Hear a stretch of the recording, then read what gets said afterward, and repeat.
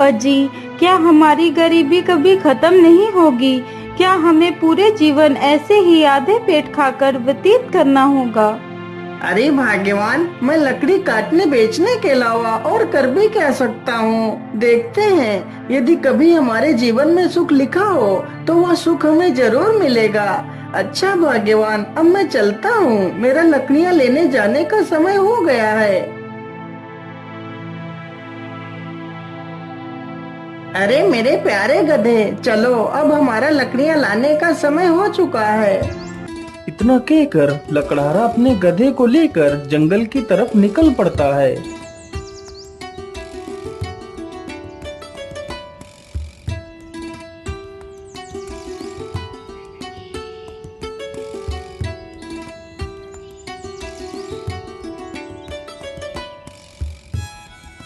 मेरे हिसाब से यही पेड़ ठीक रहेगा, चलो इसे ही काट लेता हूँ।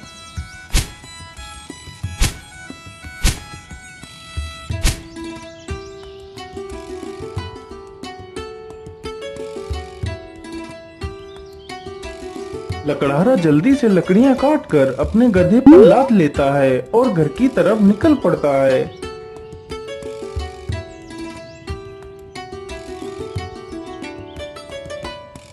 पानी पानी पानी, मेरी सहायता करो। अरे ये किसकी आवाज है? मुझे लगता है कोई तकलीफ में है, चलो चलकर देखता हूँ। लकड़हारा जल्दी से उसी ओर जाने लगता है जिस ओर से वह आवाज आ रही थी।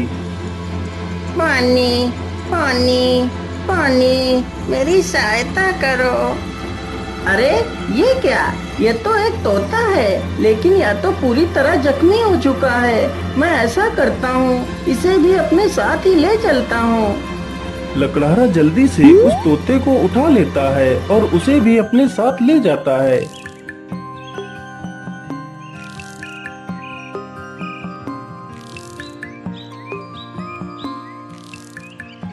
अरे भाग्यवान, तुम जल्दी से हल्दी और चूने का लेप लेकर आओ। मुझे इस तोते के जख्मों पर उस लेप को लगाना है।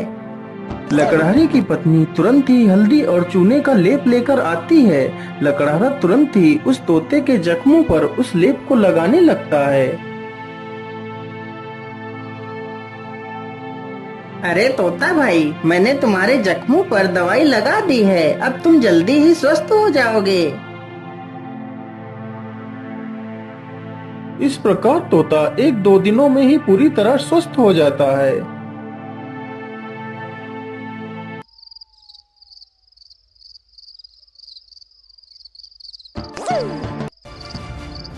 चलो आज तो इसी झोपड़ी में ही चोरी कर लेता हूँ। हो सकता है इस झोपड़ी में ही मुझे कुछ काम की चीज मिल जाए। इतना कहकर वह चोर उस झोपड़ी में घुस जाता है। तभी वह तोता उस चोर को देख लेता है। अरे मालिक, जल्दी से उठिए, देखिए चोर आ गया। अरे मालिक जल्दी उठो। अरे मालिक जल्दी से उठिए, देखिए चोर आ गया। अरे मालिक जल्दी उठो। अरे वाह, यह तोता तो बोलता भी है, तो क्यों ना मैं इसी तोते को ही पकड़ ले जाता हूँ। बाजार में तो इसकी कीमत अच्छी मिलेगी, और तो कुछ इस झोपड़ी में दिख भी नहीं रहा है।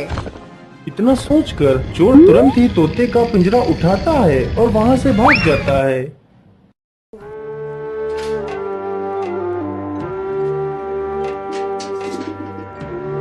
चोर को चलते चलते रात से सुबह हो जाती है। ओहो, मैं तो रात भर चलते चलते कितना थक गया हूँ। चलो ऐसा करता हूँ, थोड़ा इसी पेड़ के नीचे आराम कर लेता हूँ, फिर सोचूंगा इस तोते का क्या करना है। इतना सोचकर चोर उसी पेड़ के नीचे लेटकर सो जाता है। तभी वहाँ से एक राजा अपने घोड़े पर सवार होकर निकलता है। महाराज मुझे बचा लीजिए, मेरी रक्षा कीजिए महाराज, नहीं तो यह चोर मुझे मार डालेगा। अरे ये कौन है जो मुझे मदद के लिए पुकार रहा है, लेकिन आसपास तो कोई नहीं दिखाई दे रहा है। अरे महाराज, उधर नहीं, इधर नीचे देखिए महाराज, मैं इधर हूँ। महाराज मुझे बचा लीजिए, यह चोर मुझे उठाकर ले जा रहा है। अरे वाह, यह तोता तो बोल भी सकता है। चलो मैं इस तोते को खरीद लेता हूँ, यह तोता मेरी पुत्री को बहुत पसंद आएगा। अरे ओ चोर, चल अब उठ जा। और कितना सोएगा तू? महाराज, मैंने कोई चोरी नहीं की, मुझे कुछ मत करना महाराज। नहीं नहीं, मैं तुम्हें कुछ नहीं करूँगा। तुम यह तोता मुझे दे दो, मैं तुम्हें इसके बदले 100 सोने की मोहरें दूंगा। राजा की यह बात सुनकर चोर बहुत खुश हो जाता है। लेकिन याद रहे, मैं तुम्हें ये मोहरें तभी दूंगा यदि तुम आज से चोरी करना छोड़ दोगे। यदि ऐसा नहीं किया तो मैं तुम्हें कारागार में डाल दूंगा। नहीं नहीं महाराज, मैं आज के बाद कोई चोरी नहीं करूंगा। राजा तुरंत ही उस चोर को 100 सोने की मोहरें दे देता है और तोते का पिंजरा लेकर वहां से चला जाता है।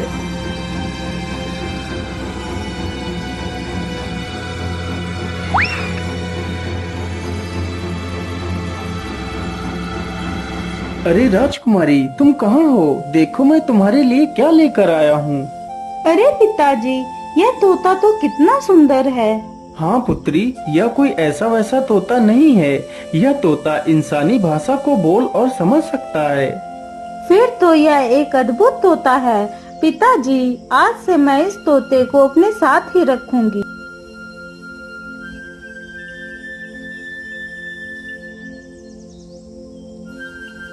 राजकुमारी रोज उस तोते को अच्छे अच्छे पकवान खिलाती, लेकिन तोते को उस लकड़हारे की बहुत ज्यादा याद आती रहती थी। अरे मेरे प्यारे तोते, मैं तुम्हें कुछ भी खिलाती हूँ, तुम उसे सही ढंग से क्यों नहीं खाते हो? क्या बताऊं राजकुमारी जी, मुझे इस पिंजरे में कैद हुए पूरा 1 महीना हो चुका है। मेरा मन भी आकाश में उड़ने को कर रहा है, लेकिन मैं इस पिंजरे में कैद हूँ। मैं क्या कर सकता हूँ? अच्छा, ऐसी बात है तो फिर चलो मेरे साथ। आज मैं तुम्हें बाहर की सैर करा के लाती हूँ। राजकुमारी तोते को जंगल में ले जाती है और उसे पिंजरे से बाहर निकाल देती है। फिर तोता आसमान में उड़ने लगता है। अरे ये क्या, ये पेड़ इतना चमक क्यों रहा है? क्या यह पेड़ कोई जादुई पेड़ है? अरे राजकुमारी जी, उधर देखिए, यह पेड़ इतना चमक क्यों रहा है? क्या यह कोई जादुई पेड़ है? अरे हाँ, मुझे तो लगता है यह कोई जादुई पेड़ ही है। चलो इसके पास चलते हैं। राजकुमारी तथा वह तोता दोनों उस वृक्ष के पास जाते हैं। राजकुमारी जैसे ही उस वृक्ष को स्पर्श करती है, तभी वह उस वृक्ष में समा जाती है। यह देखकर तोता हैरान हो जाता है। अरे राम राम राम, ये क्या हुआ? राजकुमारी तो पेड़ के अंदर चली गई। मुझे जल्दी से यह खबर राजा को देनी होगी।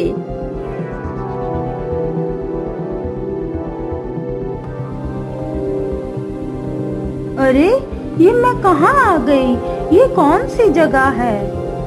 तभी एक बड़ा सा बाज राजकुमारी के सामने आकर खड़ा हो जाता है। अरे यह बाज तो कितना विशाल है। इतना बड़ा बाज तो मैंने आज तक नहीं देखा। तभी वह बाज राजकुमारी को अपने पंजे में दबाकर उड़ जाता है। अरे दुष्ट बाज, मुझे छोड़ दे। तू मुझे कहाँ ले जा रहा है? वह बाज राजकुमारी को एक गुफा के भीतर ले जाता है, जहाँ एक डायन खड़ी होती है।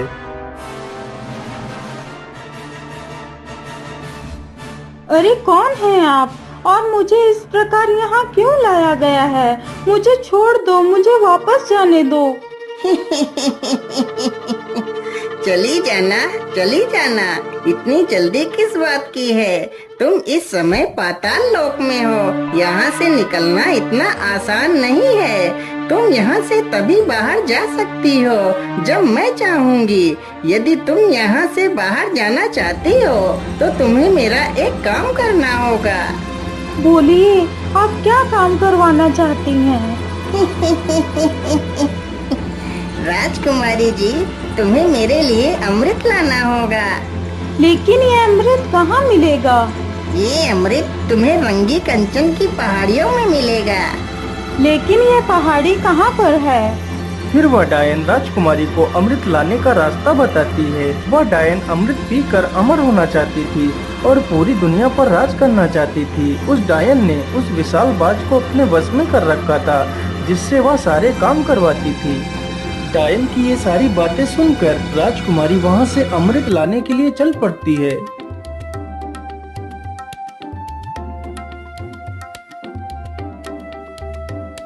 राजकुमारी अमृत ढूंढते ढूंढते उन्हीं पहाड़ियों पर पहुंच जाती है जहां पर अमृत था। मुझे लगता है इसी गुफा में ही अमृत होगा। चलो इसके अंदर चलती हूँ। राजकुमारी जैसे ही गुफा के अंदर प्रवेश करने की कोशिश करती है, तभी एक जहरीला सर्प राजकुमारी को डस लेता है और राजकुमारी की वहीं पर मृत्यु हो जाती है।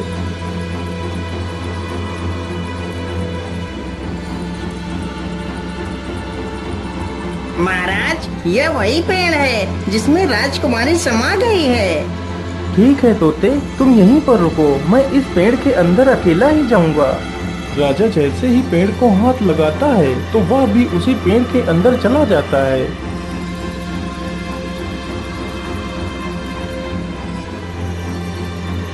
तभी वही बाज फिर से आता है और राजा को भी उठाकर उसी डायन के पास ले जाता है।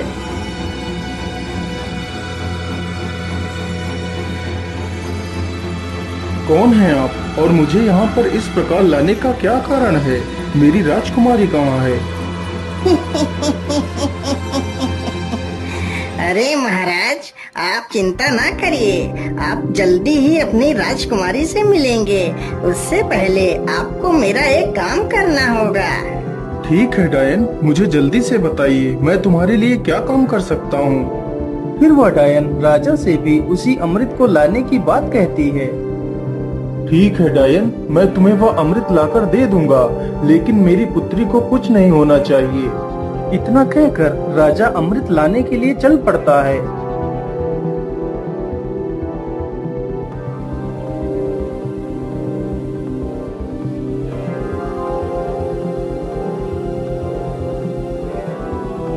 राजा चलते चलते उसी गुफा के पास पहुंच जाता है जहां पर उसकी पुत्री की लाश पड़ी हुई थी। अरे ये क्या, ये तो राजकुमारी पड़ी है, लेकिन मेरी पुत्री को क्या हुआ? हे भगवान, मेरी पुत्री को तो किसी जहरीले सर्प ने डस लिया है। इसका मतलब उस दुष्ट डायन ने मेरी पुत्री से भी वो अमृत लाने को कहा होगा। अब मैं उस डायन को जिंदा नहीं छोड़ूंगा। मुझे लगता है इस गुफा में कोई जहरीला सर्प भी है, मुझे ध्यान से आगे बढ़ना होगा। इतना कहकर राजा राजकुमारी को वहीं पर छोड़कर आगे बढ़ता है। तुम्हारी हिम्मत कैसे हुई इस गुफा में आने की? मैं तुम्हें जिंदा नहीं छोड़ूंगा। सर्प जैसे ही राजा को डसने के लिए आगे बढ़ता है, राजा तुरंत अपनी तलवार से सर्प के 2 टुकड़े कर देता है। दुष्ट, तूने ही मेरी पुत्री को मारा है, मैं भला तुझे जिंदा कैसे छोड़ सकता था? इतना कहकर राजा गुफा में आगे बढ़ता है। राजा जैसे ही आगे बढ़ता है, तभी एक तीर बहुत ही तेज रफ्तार से राजा को छूकर निकल जाता है। तभी राजा अपने कदम पीछे ले लेता है। अरे ये क्या, इस गुफा में तो तीर की वर्षा होने लगी। अब क्या करूं, अमृत तक कैसे पहुंचूं? फिर राजा तीर चलने की प्रक्रिया को ध्यान से देखता है।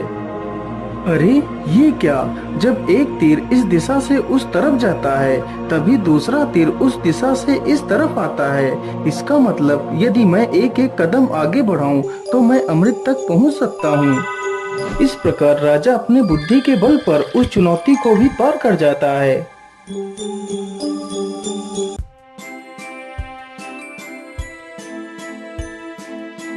अरे वो रहा अमृत, चलो जल्दी से अमृत को ले लेता हूँ।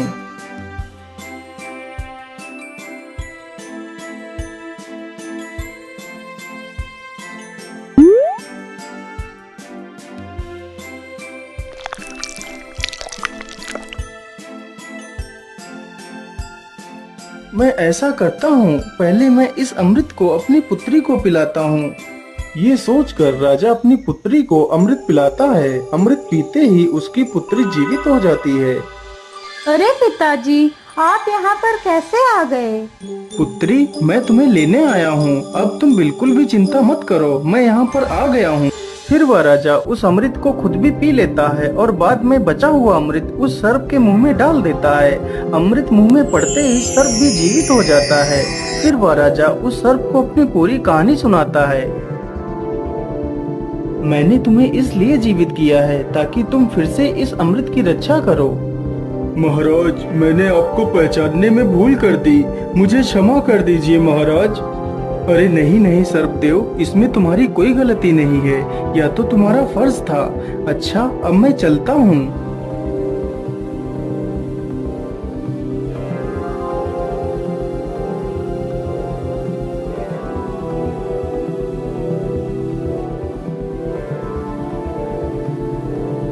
राजा उस बोतल में अमृत के स्थान पर एक तालाब से साधारण जल भर लेता है और डायन के पास पहुंच जाता है। ये लीजिए डायन, मैं तुम्हारे लिए अमृत लेकर आ गया हूँ। अब मुझे बाहर जाने का रास्ता बता दीजिए। अरे वाह राजा, तुम तो कितने बहादुर हो। यह अमृत आज तक कोई नहीं ला सका। जो भी गया वह लौट कर नहीं आया, और तुम तो अमृत लेकर आ गए। चलो चलो, जल्दी से मुझे यह अमृत दे दो। राजा तुरंत ही उस डायन को वह पानी से भरी हुई बोतल दे देता है। डायन तुरंत ही उस पानी को अमृत समझकर पी जाती है। हे डायन, मैंने आपके कहे अनुसार आपको अमृत लाकर दे दिया। अब मुझे बाहर जाने का मार्ग बता दीजिए। इतनी भी जल्दी क्या है? अब मैं अमर हो चुकी हूँ। अब तुम दोनों यहाँ से कहीं नहीं जाओगे। आज से तुम दोनों भी मेरे गुलाम हो। अरे डायन, ये तो सरासर धोखा है। मुझे यहाँ से जाने का मार्ग बताओ, नहीं तो मैं तुझे मार डालूंगा। अरे मूर्ख राजा, अब मैं अमर हो चुकी हूँ। अब तू मेरा कुछ भी नहीं बिगाड़ सकता। अच्छा, ऐसी बात है, तो फिर ये ले मेरे इस तलवार के वार को झेल। इतना कहकर राजा उस डायन के पेट में तलवार घुसा देता है। ये क्या हो गया? मैं तो अमर हो गई थी। इसका मतलब तूने मेरे साथ धोखा किया है। पानी पीकर खुद को अमर समझने वाली उस डायन की मृत्यु हो जाती है। डायन के मरते ही वह बाज आजाद हो जाता है। महाराज, आपकी जय हो। आप तो बहुत वीर और बुद्धिमान हैं। आपका बहुत बहुत धन्यवाद महाराज, जो आपने मुझे इस डायन की गुलामी से आजाद करा दिया। हे बाज, क्या तुम यहाँ से बाहर निकलने का रास्ता जानते हो? जी महाराज, आप दोनों हमारी पीठ पर बैठ जाइए, मैं अभी आपको बाहर ले चलता हूँ। दोनों ही बाज की पीठ पर बैठ लेते हैं और बाज उन दोनों को लेकर एक दरवाजे के पास जाता है। महाराज, इसी दरवाजे के बाहर आपकी दुनिया है, यहीं से आप बाहर जा सकते हो महाराज। राजा तथा राजकुमारी दोनों बाज का धन्यवाद करते हैं और उस दरवाजे से बाहर चले जाते हैं।